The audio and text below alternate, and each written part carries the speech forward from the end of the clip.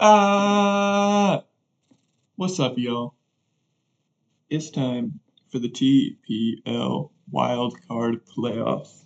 That's right, we made it into the playoffs, and we won the Kanto West. So real proud of the team. Really appreciate you guys supporting me so far, and it's time to get serious. Now, all the battles for the playoffs are going to be streamed over at twitch.tv/BakerOE. So if you want to watch the battles, go over there to check it out. But I'm going to be doing some team builders just so that, I'm still making some content and posting it on my channel, letting you guys see what I'm thinking for these playoff battles or playoff battle, depending on how this one goes. But yeah, hopefully we can keep the dream alive, keep rolling, and we're going to look at the team that we've brought to try and give us the best opportunity for that. So at first look, the thing that jumped out to me about this team, they were going up against the Augusta Agrons, by the way. Ryan, great guy. We played him earlier in the season. I think he had a different name at that point. I think he was the Columbia Combustions when we battled. But he's changed a whole bunch of his team. The only real consistent Pokemon on the team is Sock, which is an absolute monster. All-star Pokemon. He's been using it incredibly this season, and it just hits like a truck. But the first thing that I noticed when I was prepping for this team was that his team is super slow. And so it's really a team that I think functions best under Trick Room. And so I think one of the main goals going into this is we need to prevent Ryan from setting up Trick Room because he's got 5 of his 7 Pokemon that are 40 speed or lower, which is absolutely insane. And so the 2 Pokemon he has that are the Trick Room setters on the team are Porygon 2 and Musharna, and I expect both of them to have it, or at least that's what I'm the most worried about. I don't necessarily think that they'll both have it, but it wouldn't surprise me at all. I expect at least one of them to have it for sure. So, yeah, hopping into this, the Pokemon that I'm most threatened by on this team are definitely the Sock. That thing probably going to be Choice Scarf, Choice Band, uh, or it'll try and mix me up, but I'm pretty sure it'll be choiced in some way. I think Scarf makes more sense against my team because otherwise Heracross and Sock are speed tying, and it gets outsped by things like Leafeon, Ninetales, and Whimsicott. So I think Scarf Sock makes the most sense. Uh, so the other big threat for me right now is Delmise, and we'll get into why that is later. But that's something I really don't want to see. Something like a Max Airstream Delmise off of Aerial Ace would actually be super scary. I know that's kind of been my strategy this season is Max Airstream off of Aerial Ace, but I think if Ryan uses that, it'd be super scary. I think the other threats on this team would be Dynamax, Copperajah, Snorlax, or Gigalith to different degrees. All of them can hit just crazy hard under the right circumstances, and I'd rather not have to, deal with that as much as possible.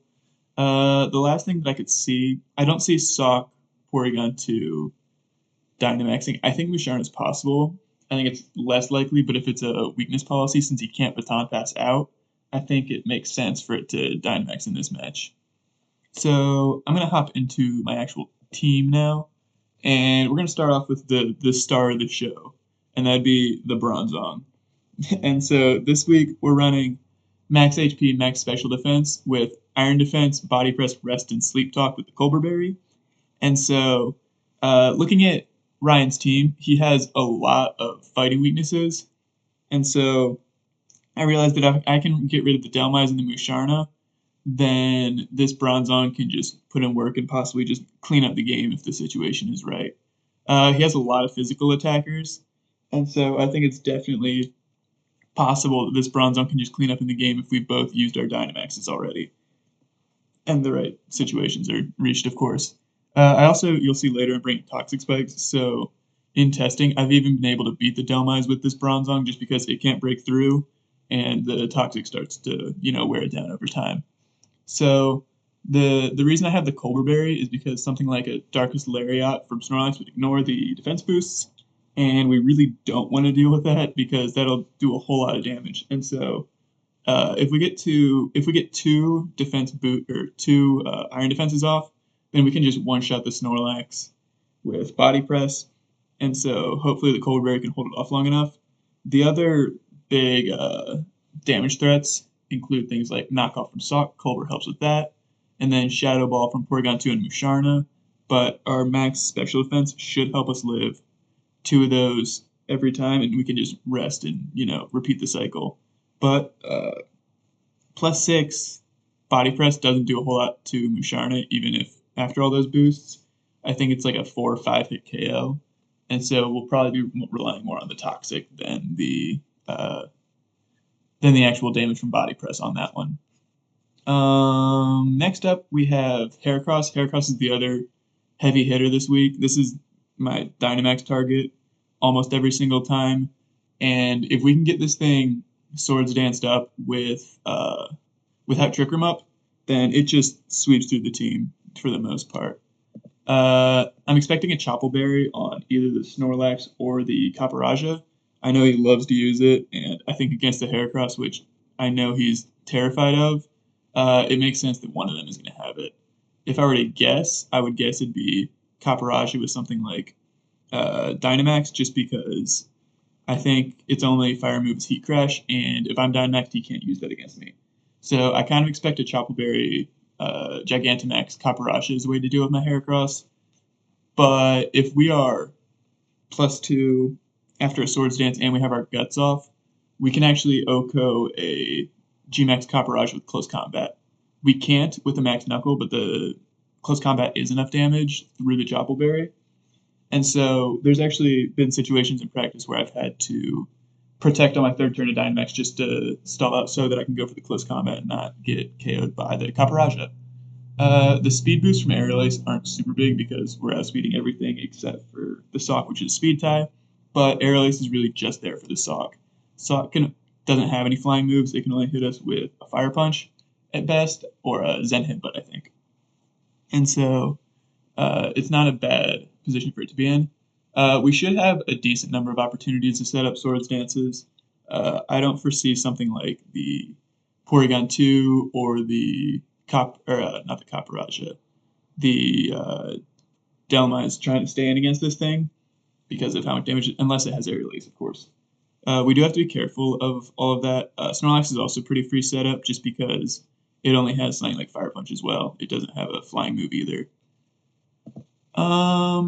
Yeah, Mega Horn's there just for the Musharna, and everything else gets obliterated by Close Combat or Aerial Ace.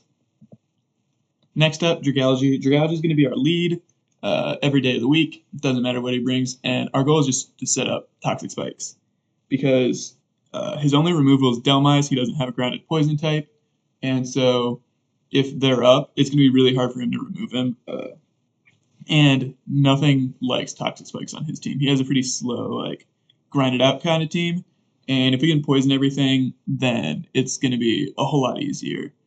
Things we have to worry about with that is Caparaja. Doesn't have to worry about him. I don't think he's bringing Immunity Snorlax, but it's possible. And I'm actually expecting a Facade Snorlax. I think that makes a lot of sense because he knows how dangerous Toxic Spikes are, because I remember last time we battled, I just stacked up Toxic Spikes and Stealth Rocks on him, and it kind of just, really helped me win the game a lot easier than it would have been otherwise. So I really expect him to bring a Rapid Spin Delmize because otherwise he has no way to remove hazards, and the main one is the Toxic Spikes. I've got a pretty fun set for this thing. We have the T-Spikes, and then we have Protect. Protect is because I think Choice Scarf Salt is very likely lead, and we can just protect on it, see what move it's going for, and then adjust accordingly. Ideally, we set up Toxic Spikes in front of everything because Sock, with our investment, can't kill us with a Zen Headbutt, and it can't Earthquake us because we have the Air Balloon, so we should be guaranteed to get at least 1 layer of Spikes up. And 1 is okay. I'd much rather get 2 layers, but if it is the Sock and it's choiced into something like a Zen Headbutt, we obviously aren't going to be able to get both layers up. Worst case scenario, off of a Sock lead is probably if he Zen Headbutts it so we flinch, because then we don't get any layers up, and that makes my whole game a whole lot harder because chipping away is really annoying.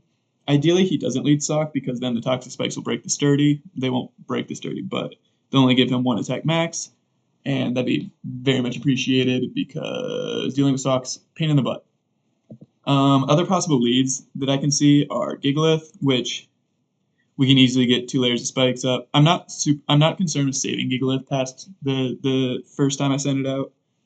It's really just there for toxic spikes. It doesn't have an incredible matchup against this team. Nothing really wants to switch into its adaptability moves besides the Caparajah, and Caparaja's stats are so low that it's still taking a good chunk from Dragon Pulse. I considered Dragon Tail, but in testing, Dragon Pulse was a lot more consistent because I need a way to actually damage the Caparajah if it Gigantamaxes, because it's a lot safer for me to switch this thing, and if I know I can do a solid 10-20% with Dragon Pulse. It's a pretty simple set, Air Balloon, just because of Earthquake on Sock, Gigalith, Caparaja. It's really good safety precaution off a lead, because it pretty much helps us guarantee that we're getting toxic spikes up. Next up, we have Leafeon, and Leafeon's a fun set. We've got Wish Protect and Knock Off Leaf Blade with the Weakness Policy and Leaf Guard. This is really our Dhelmise answer. I'm really worried about Dhelmise because it can have coverage for everything on my team, and if it gets set up in the right situation, it can just sweep my team. It's not easy for it, but it's definitely something that I'm super worried about. And so Leafeon should be able to take pretty much any hits. We have max HP, and Leafeon's defenses are really, really high, and so we don't take a whole lot of damage from it. We have weakness policy. I didn't really have any item to put on this thing, and so I figured, well, if it is the aerial ace variant, then at least I'll be able to live it and get a strong knockoff off. But yeah, this Leafeon's really only there for the Dhelmise. I guess knockoff is kind of nice against everything because Leafeon does outspeed everything on his team, but it's mainly there for the Dhelmise. In Sun, we can't get toxic or burned, which is really, really nice. And Wish Protect means that we can chip down a lot of things on his team because his team is so physical. I don't foresee Leafeon doing very much this battle. It's not going to be Dynamaxing, and pretty much all season the only kills Leafeon gets are when it Dynamaxes, so I really don't expect it to do too much, but it's really important this week just for that Dhelmise. Next up, we have Ninetales, and Ninetales is rocking the heavy-duty boots. We've got Incinerate, Flamethrower, Scorching Sands, and Memento, and this is a really fun set. The Sun isn't super necessary beyond just, he has Sand on his team, but Ninetales is still doing a whole lot of damage to a bunch of things on his team, and it kind of baits in the Gigalith, which is kind of nice for us. So the fun moves on this set, Incinerate. I brought that because he has used a lot of berries in the past. I see him bringing Choppleberry for sure on one of his Fighting Weak Pokemon. I see something like... I'm actually... One of the things for the Gigalith, I'm expecting either Weakness Policy or Normal Gem Explosion. I think both of those make a lot of sense, because Weakness Policy, I have a whole lot of Pokemon that do super effective damage, but if it Dynamaxes, it'll live all of those, and then start doing a whole lot of damage to everything on my team. Normal Gem Explosion makes a lot of sense because I think Gigalith is always going to be the switch into my Ninetales, and I have no Ghost type, and Bronzong's my only resist to Explosion, and so Gigalith can pretty freely just go for Explosion, and pretty much guaranteed to take out one of my Pokemon. So that's something you can also Incinerate gems, so that's another thing that I feel like is possible. And then Snorlax, he hasn't used it. I don't know what it's going to do if he brings it, but I know I don't want to deal with a Gluttony Pokemon, so Incinerate's really nice for that as well. We also have Scorching Sands. That's to hit the Gigalith on the switch in as well, possibly burn it. Scorching Sands really nice just because of the burn chances. I originally ran Will-O-Wisp, but I realized that with Toxic Spikes, it was kind of counterintuitive because it was really only hitting the Caparaja, so I decided against it. And then Memento is there so that we have a chance to set up our Heracross or just or our Bronzong, either one, because the end game for this is going to be one of those two Pokemon, and it's really just about positioning so that we can get them set up and not have to worry about the few Pokemon that can take their hits. Last member of the team going to be Gastrodon. And Gastrodon's running Earth Power, Recover, Clear Smog, and Counter with the Rindo Berry, max HP, max defense. His team has a lot of Pokemon with grass coverage on it, with Dhelmise, Caparaja, Snorlax, Musharna, all getting it. I think Gigalith might too, something like Solar Beam, but it's not really important. But yeah, so there's a lot of grass coverage, and a lot of them are physical, and so Gastrodon can sit in there, take hits from all of them. This is really my Gigalith answer. Beyond like explosion, I can take all kinds of hits. Uh, I didn't have a good switch into Gigalith beyond this Gastrodon, which is why I felt like I had to bring it. It's also a pretty safe switch in to stuff like Sock and the Caparaja. We have the Rindo Berry counter, which it's not going to really help me live a Delmice hit, I don't think. Pretty sure I can't live those hits regardless, but it'll help me with like a Power Whip from the Caparaja or a Seed Bomb from Snorlax or like an Energy Ball from Musharna. And so I figured it was worth it anyways. Clear Smog is there because I do see a Belly Drum or Curse Snorlax being a really big problem for me. And it's also just nice to get rid of like P2's boost when it switches in his download boost. Earth Power was really the only coverage I needed because he doesn't have any Pokemon that are off the ground, and if Delmize is switching in, then I'm not going to want to stick around anyways to, try and Ice Beam it or anything. And this is our team. The things that I'm most worried about would have to be against this team in testing. The thing that really messed me up was a Curse Snorlax with like Darkest Lariat and either like Recycle or Rest. So I really hope he doesn't bring that because it's a pain in the butt. And then Sock, always just terrifying with Scarf or Band. Either one of those is crazy, crazy damage. And then actually Musharna is really scary for me if it sets up Trick Room because my only real way, I don't have anything that, can switch into it super safely beyond the Bronzong, and I obviously am trying to save that until after Musharna is gone.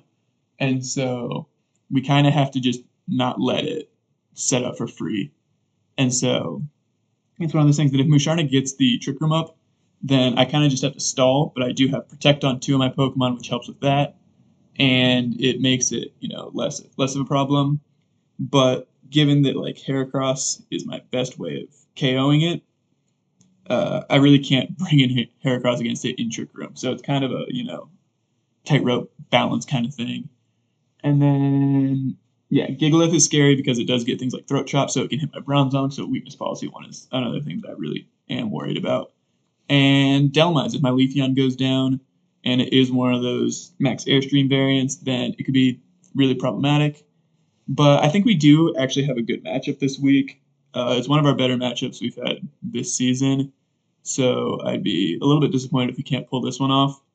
But we're in the playoffs. Nothing's easy. Ryan's obviously a super good coach, and we're not going to take anything for granted. We're going to give it our best. And if we do lose, I won't be upset. We made it farther than I already expected, and I'm just happy to be here in the playoffs. But y'all, whenever this battle is uploaded, we're going to be battling tonight. And y'all need to check it out on Baker's Twitch channel because I'm sure it'll be fire one way or the other. But yeah, thanks for watching. I'll see y'all later. Bye.